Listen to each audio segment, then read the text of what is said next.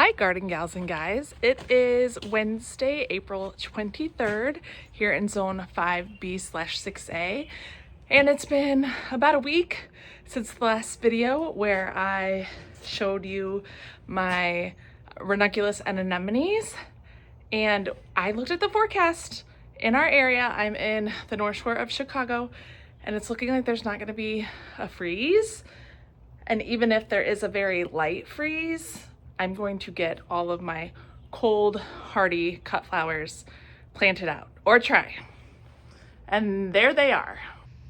So I did put these under the light since I last showed you, and I've got even more green growth.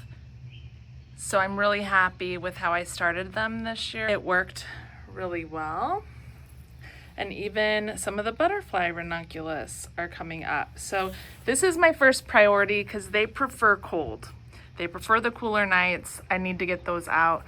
Second priority is probably going to be Lisianthus because I'm ready to cut them loose. They'll be fine with cooler night temps. And then snapdragons, absolutely snapdragons, which are over there. I also can then get my Rudbeckia out, which is this green tray, and strawflower, and Iceland poppies all the way back there definitely prefer cold too. So stock, same thing, even though my stock is a little weak in this tray right here. The only thing that's not cold hardy is this chief persimmon celosia, and also I have to actually look up Mrs. Burns lemon, which this does really smell as good as everyone says it does. But I am hardening them off, obviously, as you see. So I brought all these out just yesterday and started the hardening off process. It was only 50s last night, so I left them outside as well. Typically, the hardening off stage will last over the course of about a week. I am expediting this process because our temperatures look so good, and I have been running a fan on them, giving them some exposure to wind, and had them out all day yesterday. So I should probably do another few days of hardening them off, but I'm not going to. I'm going to roll the dice and get them out in the garden because we're leaving this weekend and I want them to get rain and be self-sufficient, basically, because I trust nature more than I trust someone to come and water them, if I'm being honest. Though the people I had water them did a good job last time we were out of town, but it's a lot of pressure and it's a lot of anxiety for me. So let's just get these babies in the ground. But I'm really happy for as much as we had on our plate this year, the first spring and summer and winter with the twins. I'm happy with how my snaps look. I'm happy pretty much with everything, really, and proud of myself that I got done what I got done. The next step I need to do is come in and pinch these. So I'll pinch about the top of the third set of leaves or second set of leaves, and that'll allow the plant to grow bigger and have more branches on it, and that is for snapdragons. This strawberry fields gomphrena can go out as well down here. Here is what my soil looks like. It did have a bunch of leaves in it, and that was good because a lot of it broke down, and that's nutritious for the soil. But I cleared some of them, and now I'm going to add just a little bit of compost. I'm going to use the 100% Cottonburg compost. That's been really good for me. In this bed, because I'm putting ranunculus and anemones in this bed, it gets a little bit of shade, and so they will like that. So I'm moving them this year from the back to the front. And then I'm also going to come in with Biotone starter fertilizer and mix it in with the compost. Comment below and let me know how everything's going. Are your things outside? Are you hardening off? Where are you at in the process? It is pretty much go time. The Farmer's Almanac predicted our last frost to be May 3rd, but I think we might have already had it, and it's April 23rd. So I'm excited to move everything indoors out. We also just did, well, we didn't, we hired it out, fresh mulch on all of our beds around our property, and it smells like spring. It looks beautiful. It's time, everyone, right? It's go time. So this soil up here is the compost I just spread out, but back here is what I've built up over the past 3 or 4 years, and it's looking really healthy, nice and crumbly, lots of earthworms, so I'm really happy with that. All right, compost is all spread out. Now I'm gonna go in with a few handfuls of the Biotone starter fertilizer and just sprinkle it around. Ranunculus and anemones are heavy feeders. I'm not oversaturating it, but a nice couple handfuls, one more in that corner. There we go, rub it all in. Okay, so when I'm planting these ranunculus and anemones, I'm gonna go about 4 inches deep and about 4 inches wide, roughly. See if I can show you one-handed here, coming all the way down. That's plenty. Coming into the tray, grabbing, nice root system. Putting it there, covering it up. Just like that, moving on. Okay, I have to do my excited bit here. Look at those roots. Anemones there, a ranunculus over here, and many, many more to go. Loving it. My heart is racing.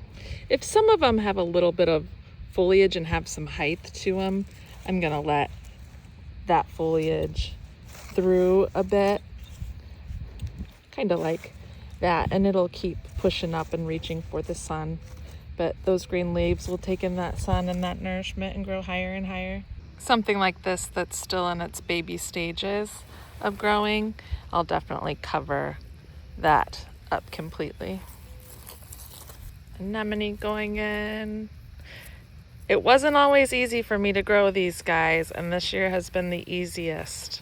So this is a big win, and I certainly hope you're getting some wins as well.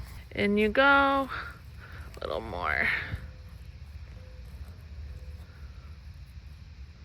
See you on the other side, my friend. All right, first bed of the 2025 season is planted. I know it doesn't look like much, but it's absolutely gorgeous to me.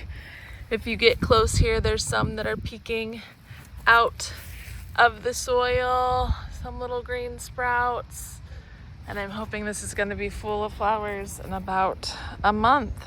For your reference, this bed is 7.5 by 4, and I was able to fit a whole tray here and then 2 out of this cell tray. So I'm moving on to the next bed, which is going to be in the middle here, because this tree, when it is actually full of leaves, really shades this bed quite a bit, so it hasn't been very fruitful. So I thought, why don't I change it up and take something like ranunculus anemones that like a little bit of shade, or I should say like a little bit of coolness, so shade will help with that, and see if they really explode here. I think this is something that maybe came back, but I don't know what it is, but it looks pretty, so I'm gonna leave it. While we're talking about things that came back, I have really good, exciting news. Some of my plants did come back and overwintered well. This is my Rudbeckia that absolutely exploded and came back. I'm so happy about that. This is the triloba variety. Now it gets very tall, so I probably should have read a little better, because I would have put this to the back of the bed and it's in the very front, but I will take that win. That's a lot of growth to come back. Also, I have one feverfew that came back beautifully. That was the only one, but I'll take it. And then over here, if I pull back the leaves, my Sahara Rudbeckia has just come back beautifully. And I think that's partially because of the leaf mulching. But look at this. It's everywhere. So I actually will probably give some of my Sahara Rudbeckia away. I mean, it's almost everywhere that I planted it. Huge, huge win. So if you're in my area or my zone, jot those down and try and leaf mulch them, and you'll probably have some come back, which is a lot easier than growing them. So yay for that. So this is the next bed I'm gonna put them in, and I just went through and looked at the soil. It looks really good. and it's pretty high against the side. So I'm not going to add compost. I'm just going to go ahead and plant them, save a little time. And if you look closely, those are Bells of Ireland seeds. Some of them are pulled out, and that's too bad, but hopefully some will grow. So I'm gonna do the same thing with this bed, plant my remaining ranunculus and anemones in here. Any ID tags I'm gonna put on the side of the bed so I know what is what. I can always look it up, but it's nice if it's right in front of me. And then I wanted to show you, I am finding some of these, which I think is called scrugs, something like that. I'm not sure. Kind of looks like a worm evolving. Comment below, let me know what that is called. That one's clearly still alive, but I know I don't want them in my beds. So I'm gonna put them in the woods, I guess. So I'm gonna try and plow through planting the rest of those and the butterfly ranunculus, and then it'll be time for snapdragons. So I'm hoping to get some snapdragons in. I'm not sure I can get all of them in, but we'll see. I have to pick my son up soon, so just doing what I can. Okay, I have finished. Let me show you what everything looks like and my thoughts. So this front bed here is the one that's closest to the front porch, is where I planted the rest of my ranunculus right there and anemones. And then I decided to come in with Iceland poppies, which are these. And my thought process behind that is Iceland poppies love the cold. They will not bloom in the heat. So this bed, I want to be a turn and burn bed. What does turn and burn mean? Basically, it means it's a bed or a row of cut flowers that you're growing for the spring. They bloom, and then after they bloom, you burn it or take them all out and put something for your summer, like dahlias. Now my Iceland poppies got me about a little over halfway. This I left blank because I'm not quite sure what I want to put in here. I want it to be something that I can have bloom and then easily turn over and put either zinnias or dahlias in. I think this is going to be a dahlia bed because, as you can see, it's the closest to the house, and this is the black background, which is the garage. So dahlias can be really tall and colorful and beautiful, and it'll look nice against the black garage. So I've got to do a little more thinking on what that is going to look like. I usually do tulips in the back bed, which I did, but spoiler alert, none of them are coming up because the squirrels have eaten all of them because I didn't use Repelsol this year. Besides the fact, but my point is, I usually do tulips in the back beds that are farthest away from the west, because then I switch them over to dahlias, and that way the dahlias aren't shading anything else.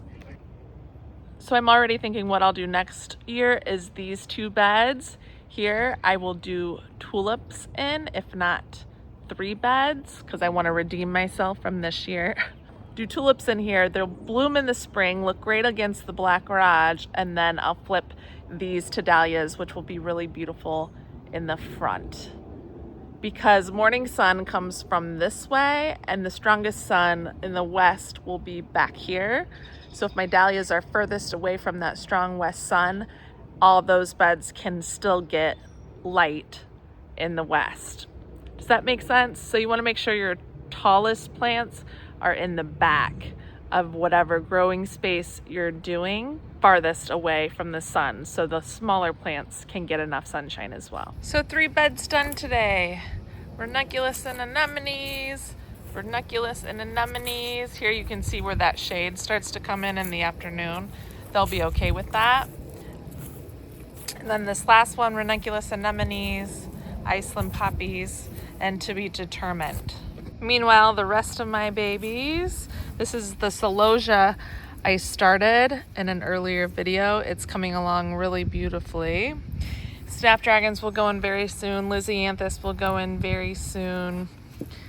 Everybody's just waiting their turn. And here's some that I already have. So this is a good example. This gets super tall, like 5-6 feet tall. I should have read the label because this is closest to the sun. So what happens is the back of this bed gets shaded and part of this bed gets shaded. So if I was more diligent, I would transplant these to a different spot, but we'll see how it goes. I'm just happy they came back. Also, I wanted to show you my tulips, or rather lack of tulips, up front because we didn't plant them this year. We usually plant them every year, and every year sometimes I'll get comments like, why are you planting them every year? Can't you just plant some that come back? Well, because they don't come back every year as strong as if you just plant every year. I'll put on the screen what it has looked like in years past when we plant the fall before spring. And now in that same area, this is what has come back. Yeah, pretty much nothing. That's why we plant them every year. So some proof that is why we plant tulips every year in the fall if we want a really strong spring show. Hi garden gals and guys, it's Steph with Tiny's Garden, and I have been planting as much as I can whenever I can. Today is May 3rd. And it is Dahlia planting time. I don't have all of them that I've ordered yet, but I brought out the ones that I kept in storage over the winter in my basement that have finally, after several years of trying and failing, have kept really well and are even starting to sprout. And then the ones that I have gotten so far. So I'm gonna quickly show you what I do in my process with my raised beds for my dahlias. And then I'm gonna get to planting because I have so much more to plant. I know I showed you these a few weeks ago, but I'm gonna show you again because look, we've got little sprouts coming up. That is so wonderful. There's another one there. This guy's coming in hot right there.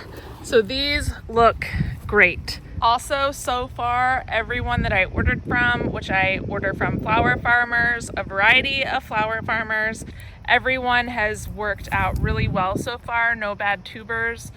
So that is a great sign. So because my time is limited, I'm trying to be really frugal with my time and do this in a very orderly process. So what I have done is I have taken 12-foot long labels. I just got these through Amazon. I'll link them down below. I like the 12-foot ones because when my dahlias get really tall and have a bunch of leaves, I can still see which tuber is which. So I have labeled these after I've received the tubers. I have then laid them out with each tuber 12 inches apart. So the nice thing is I can lay the first one out, lay the tuber down, put this stake, which is 12 inches apart, lay the next one down, so on. You get the idea. Label 12 inches apart, dahlia tuber underneath each label.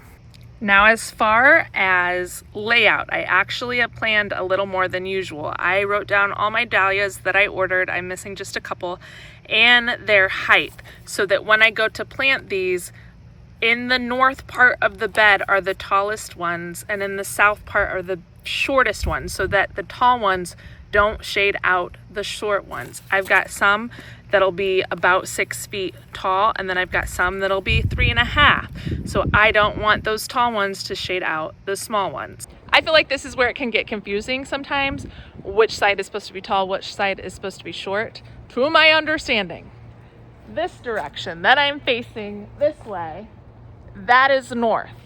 So the north part of my bed is up here. Tall ones will be here. South part of my bed, small ones will be here, because the sun in the south will be directly that way. So that way the smaller ones can still, where's the bed?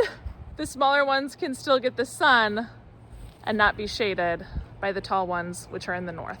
Does that make sense? I hope so. So I've got one more to put here. I'm pretty sure this is Ferncliff Copper. I am still just so ecstatic at how beautiful these tubers have kept. Look at these. Oh, years. I think 3 years I've tried and have failed. I had maybe a handful last year. So this is good, guys. This is good. Ferncliff Copper coming with me. Let's put you right here because Ferncliff Copper is a tall one. I'll make a new label for him so he's not so short. but that guy will go right there. Now, how much can I fit in my space? I use these 2 beds in the back. I'm gonna use, I think, at least 1 bed in the front this year too, but these beds are 4 feet wide by 7.5 feet long. So in my 4 feet wide by 7.5 foot raised bed, I can fit about 15 to 16 using 12-inch spacing, which is what's recommended for dahlias. So now in this bed, I have 16 laid out that I am ready to plant. What I've already done in this bed, it looked somewhat similar to this. I've taken out all the thistle, the extra leaves. I've put the drip back, so the drip is in a pile over here so I can plant more easily.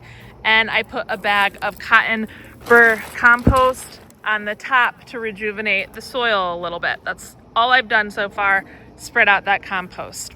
Next steps. I got some extra really large bamboo stakes because, as I said before, my largest ones are going to be down here, so they're tall. As I plant the tuber, I am also going to put my stake in behind it, so the stakes will already be set to tie my dahlias up to. All I'm putting in my hole is some bone meal and biotone starter fertilizer. This one I didn't do last year and it was okay, so I don't know that this is a must, but bone meal definitely recommended. All right, I am ready to add anything I need. Like I said, I already put some fresh compost here, so I'm gonna add a little bit of biotone starter fertilizer, a little handful of bone meal, and my tuber, which has the sprout on it, sideways, facing up. Make this hole just a little wider for this guy. There we go. And that is good. I could maybe go a little deeper. That should be okay, right? Like that. Now, if this would fall off, that's okay. It'll re-sprout back up, so don't worry about that. So now I'm gonna cover him, just like that. I'm gonna stake my name tag right there. And then behind it, well behind where I planted it, I'm going to press down on my big pole all the way down into the ground. So that way it is in there. And that is it. Moving on to the next one. And I'm gonna apologize in advance because I don't have much footage, or I'm not taking the time, I should say, to film me going through and doing this and then really fast forwarding it, just because the time this year, guys, is so small compared to last year since the twins have been born, and I'm just trying to get things in the garden. So thank you for being patient with me and understanding, and I'll see you in a second when all of this is planted. All right, this bed is done. Let's take a quick look. Labels in, dahlias in the hole with fertilizer and bone meal, 12 inches apart, and I am not going to water. I double checked, and it's recommended not to water until you've got green showing through the soil and they've started to grow, because your chances of rot are so much more. So this bed is done. Now I've got to clean this one, add more compost, and do the same thing. Okay, this bed is planted too. I put all of mine that I saved over the winter in here. Some of them I'm not 100% sure if they'll grow or not, but it's early enough, May 3rd today. If I come back in a couple weeks and nothing has sprouted, I can just replace it with the tuber that I have coming. So really happy. This is the earliest I've ever gotten dahlias in the ground, so I'm pretty tickled pink about that. All good to go. And hopefully in a week, we will have some green sprouts showing. And Briggsy's digging a big ol' hole. Great work, buddy, great work. Are you farming? Yeah. Right on. Hi, garden gals and guys, it's the next day. I am outside working on the next bed that is by the dahlias. I just planted yesterday with my son. He did the second bed with me. He was such a cute big help, so that was fun. But now I'm getting my celosia in. Let me show you. I've got my chief persimmon celosia that I started from seed that has gone pretty well actually, but it's ready to get in the ground. I planted 12 of those, and then we move into shimmering celosia that is right in front of it. So celosia gets big. I think this one gets 3 to 4 feet in the back, maybe a little taller, and then very similar with the shimmer celosia. Though I feel like I read somewhere that cheap persimmon gets a little taller, so that's why I put it in the back. But the seedlings are really pretty. Look at that chartreuse color with the slight pink slash salmony outline. Really pretty. I've never grown those before, so I can't wait to see what they actually look like. And I hope they're not too orange. From the picture, they look more red to me, which I love, so hopefully that's it. The shimmering celosia is a bunch of different pastel colors. Really happy with those seedlings. Those look great. I have spaced all of these 12 inches apart. So I have just taken a long stake, a 12-inch stake, and have spaced them out that way. And this is what the pattern looks like. It's really satisfying, actually. It looks quite beautiful. So now I've got some more bed that I want to finish with. And look at these beauties! These are my Mrs. Burns lemon basil, which I've never grown before, but I have kept hearing about how wonderful it is and smells. And it does indeed smell amazing. I started these on March 30th. They've done really well in soil blocks. I looked it up and these get about 2 feet tall, 2.5 feet tall. So I think that's gonna work well right in front. So again, south is that way. So my shorter plants are here. My taller plants are in the back. So let's get Mrs. Burns basil in the ground. Mrs. Burns lemon basil is indeed edible, so maybe we'll use it in some summer dishes, but spacing for these is going to be 4 to 8 inches apart. So I'm going to pack them in at 4 inches, and that should be just fabulous. For your info, before I planted, I did clear this bed out because it looked like this. Maybe not quite this bad, but I did clear it out, pulled the irrigation back, added some cotton burr compost and some biotone starter fertilizer, rubbed it all in, and then that's when I started planting. So that's all I did to prep my bed. Some seedlings I have left to put in are strawberry fields gomphrena. These are only about what did it say, 18 to 24 inches, so they're smaller. So I didn't want that big of a height difference here. That's why I went with Mrs. Burns. And back here, which these are looking stressed, they want to get in the ground. These are not as bad as these. See how the leaves are a little silver? It's almost like powdery mildew. These want to get in the ground. They've been a little too wet. King size salmon straw flower. These get very tall. I believe it said 36 to 40 inches. So I'm going to put these in the back of the bed again because they're so tall. And then I got to think about what I'm going to put in the middle, and I think my gomphrena is going to go at the end here. I didn't show you this before. My Lysianthus is in. I did get this in several days ago. I don't know if I showed you or not. The days are running together. They're looking better now that they're in the ground. Not amazing. I mean, some look amazing, but others don't. But definitely better now that they're in the ground. So hopefully these grow into beauties. Just like that, I've got about 4 rolls of Mrs. Burns lemon basil in, which equals about 40 plants. And then there, the celosia behind it. Now I have a little space up front, so I think what I'm going to do is put some gomphrena in there that'll just kind of topple over the edge. It's not much. I'll have maybe 2 rows. So we'll see, but you can clearly see this 4-inch spacing. You can pack them in tighter together because the plant doesn't get as big as the celosia back there. All right, gomphrena coming right up. Spacing on the strawberry fields gomphrena, I'm gonna do 6 inches. All right, I was just able to put 1 row in, but that's okay. That's still 1 row. So we have strawberry fields gomphrena down there, Mrs. Burns lemon basil, shimmering celosia, and chief persimmon celosia.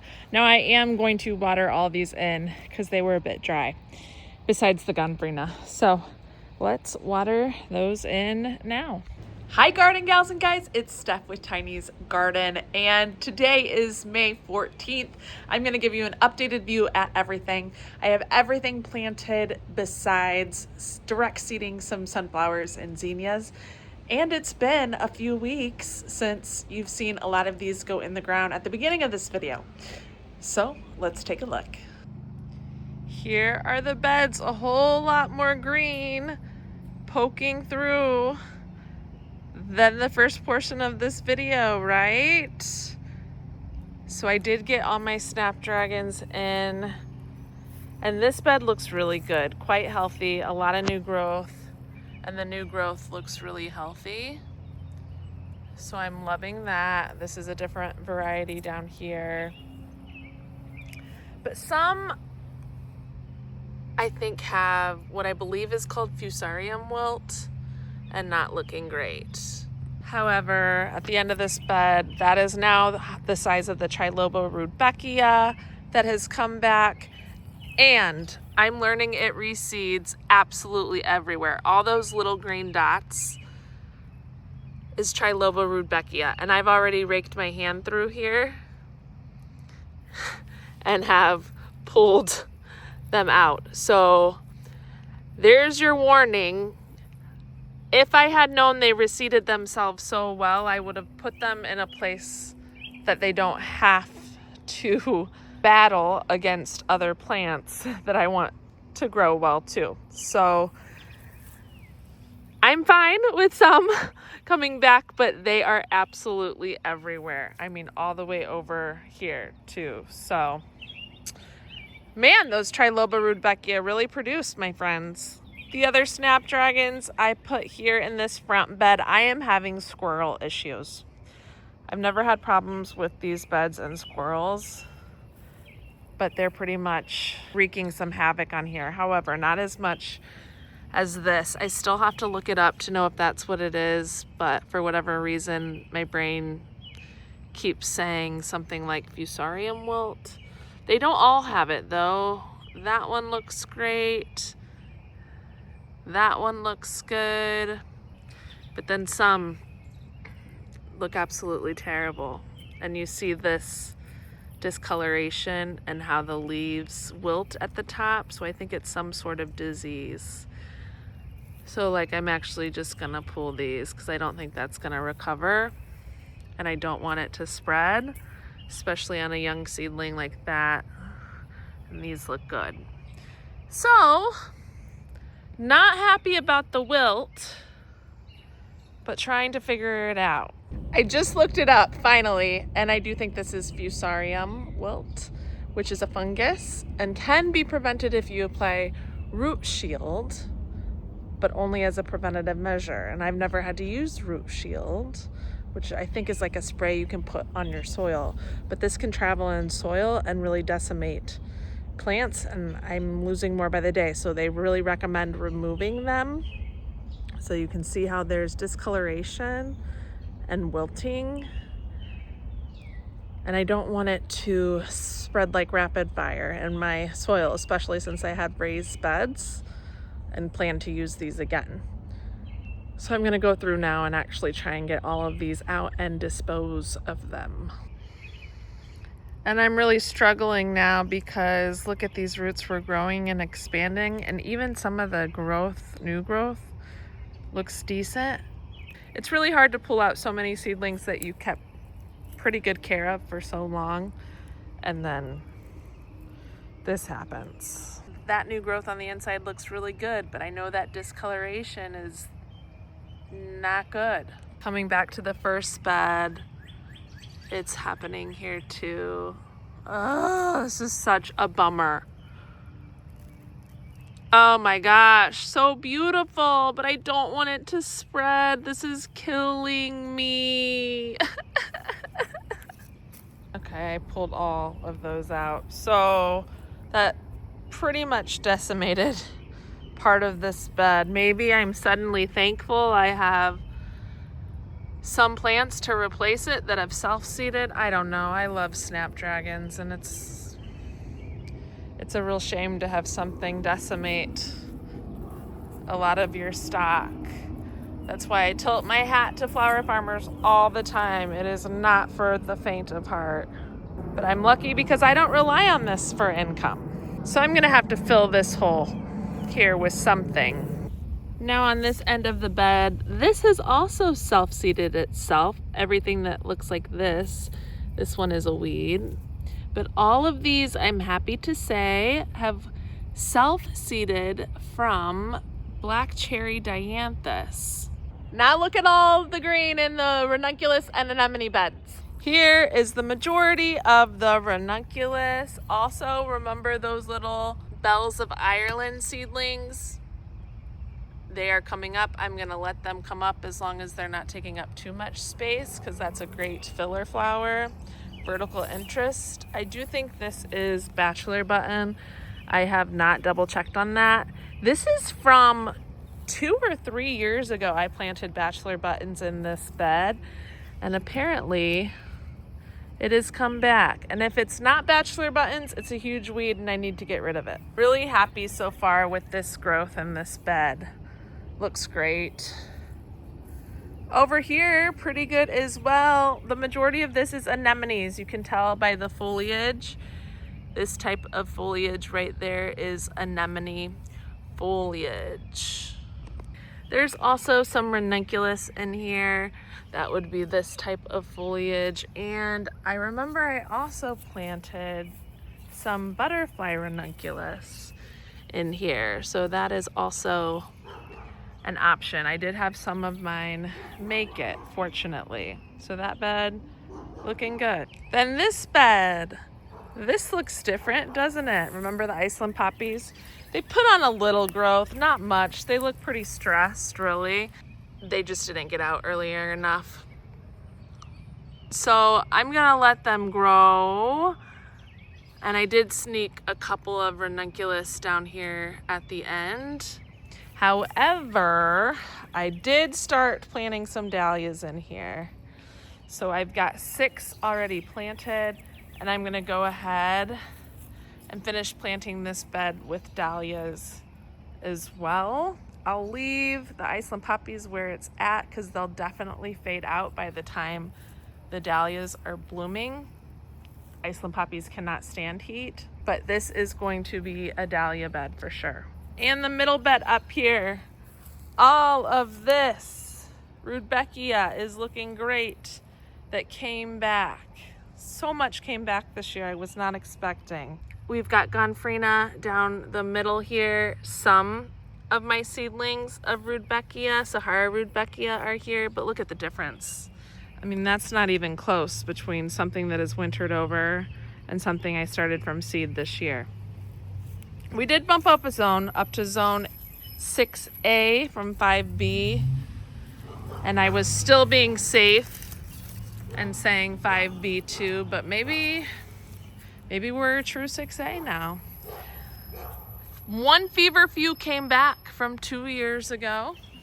I'll take it. And then in the middle we have straw flower that's growing pretty well. That will get very tall. Back here I did plant some sunflowers, 2 of which you can see are coming up, but the squirrels keep eating them. I didn't know squirrels like sunflowers. I had so many more, so I've got to go buy repels all as fast as possible to save those. However, another Sahara Rudbeckia came back, but what I'm astounded by are these little seedlings. See all of them? I mean, there's a ton of them.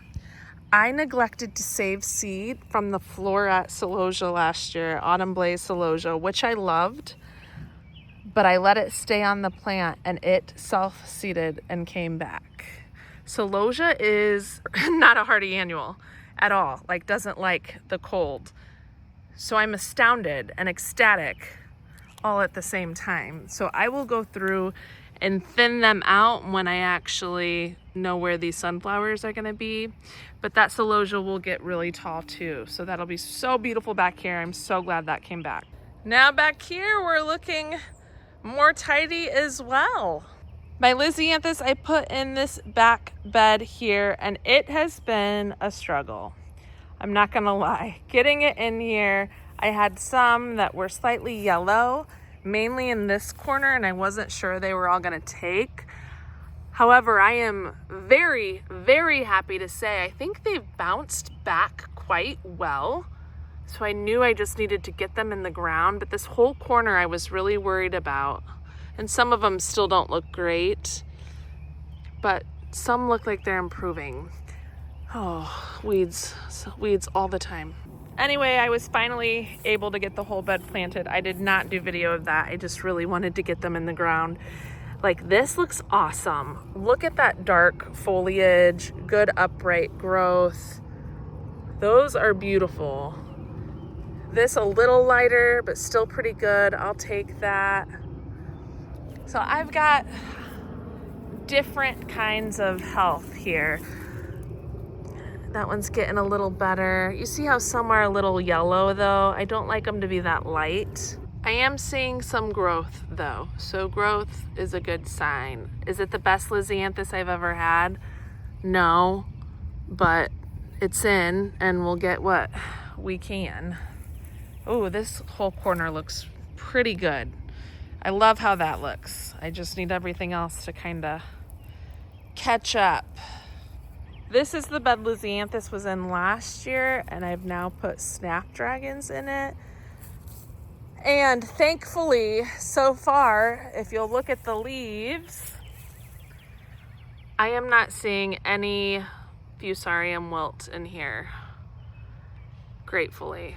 So I really, really, really hope that this bed isn't affected, because my crop of snapdragons in the front is cut more than in half. Then the back beds over here, celosia. This has been a little bit of a learning curve this year. I've never grown a chief celosia. This year I'm growing chief persimmon. Celosia is not a hardy annual. It does not like the cold.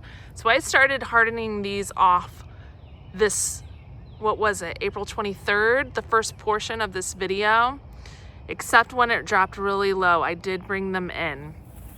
So now they've been out here for maybe 2 weeks. Oh, I have thistles everywhere. I don't have gloves on, so I can't pull this out, but they are everywhere. The simmer celosia has really perked up.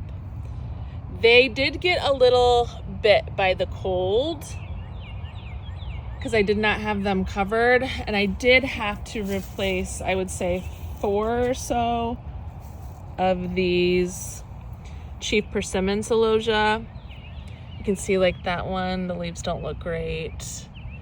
But then these that I just planted a couple days ago look pretty good. I would probably wait just a little longer to put up my tender annuals than I did this year, but I think those should grow and these should get very, very tall.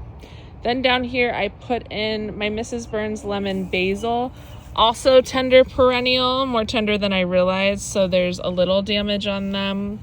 And I've had to pull out some, but I still have a fair amount up through here. And then in the back, I put more strawberry gomphrena. And then I've got the drip, everything all set up here for the 2 dahlia beds. I am happy that they are planted. Usually I get a late start on those because I'm so busy getting everything else in, but I had the majority of mine come in the mail. And I said, Steph, get these in the ground. Don't wait. So they are in the ground and staked, and our temperatures have been okay for that.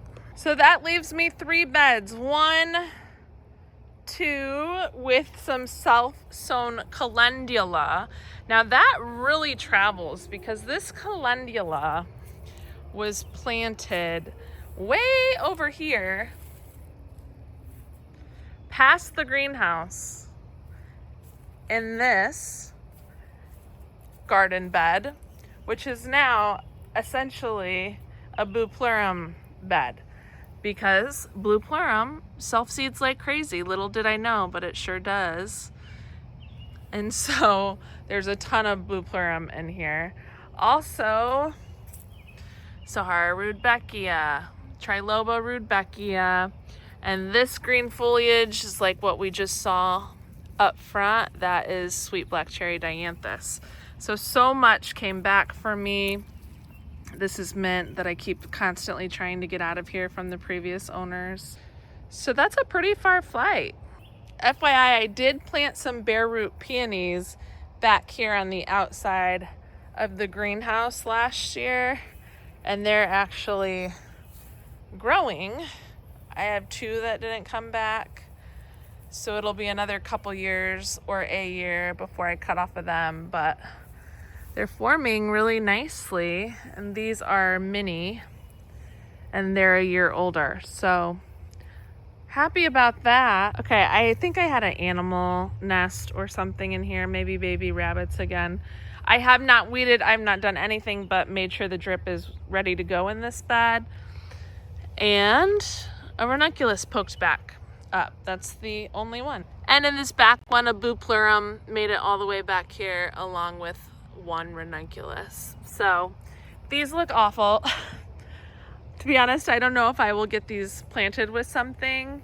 I definitely will get at least 2 because I want one with zinnias. Zinnias, so easy to direct sow. That's one of the only things I have left to sow. A whole bed of zinnias. And then in here, probably a mixture of sunflowers and vegetables. And that one might just be blank. So a lot of progress has been made. I'm tired, but I'm happy with where things are at in the garden. So essentially, sunflowers need to be sown, direct seeded, and then also zinnias and my remaining dahlias that I will finish out that bed in the front and maybe sparkle some in back here along the fence or something like that. So as always, thank you for being patient for me getting another video up. Like I said, I have just been telling myself, get these things in the ground. Even if you don't film, get them in the ground. There's been a lot going on. My in-laws are unfortunately having serious health problems, and it's been pretty much since the beginning of the year. So it's taken a lot of energy and time for my family. So I've been using my cut flower garden as therapy, which is the #1 reason I have it, and I'm so grateful for it. So thanks for understanding, and we will see you in the next video. Comment below, flood the comments with how things are doing. I'm sure some of you have things that are blooming. I'm sure some of you haven't planted dahlias yet.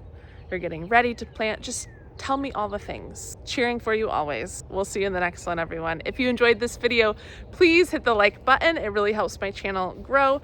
And also, if you haven't yet, remember to subscribe to follow along with all things garden. We'll see you in the next one. Happy planting. Bye.